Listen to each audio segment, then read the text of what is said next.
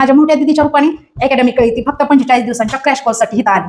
तिनं जो मला फीडबॅक दिला की मम्मी तुला जर ह्या टेन्शन मधून बाहेर जायचं असेल तर तू विद्यानिकेतनमध्ये ये, काही सरांना भेट आणि त्याचं ऍडमिशन करून टाक. 45 दिवसाचा कालावधी त्याच्यात एवढं चेंज झालं. त्याला अभ्यास काहीच येत नव्हता. सर मराठीचं वाचता येत नव्हतं, इंग्लिश सायन्स मॅथ हे तर दूरचे विषय होते, त्याचा आमचा काही संबंधच नव्हता. तर मी गोष्ट सांगायची की आपण विश्वास स्वामींवर ठेवतो. मी खरंच माझ्या स्वामींसमोर रडले होते की माझ्या एका मुलाच्या शिक्षणाचं भविष्य आता नाही तर नंतर कधी. अशक्यही शक्य करतील स्वामी, पण आज मी म्हणते अशक्यही शक्य करतील काळे सर आणि त्यांची टीम. सर मला 2200 रुपयाच्या गोळ्या होत्या, मला महिन्याला 10,000 रुपये इतर ट्रीटमेंटला लागायची. घरचे तर कंटाळून जाणारच. मला मेडिसिनची गरज लागत नाही का तर त्याच्याकडे बघून जे मला समाधान मिळतं. डिसिप्लिन हा शब्द आमच्या डायरीत नव्हताच, मग तो कोणाबरोबरच नाही.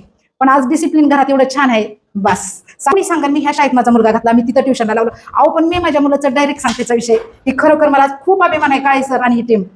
स्वामी ब्लेस यू एवढं तर नक्कीच म्हणेल.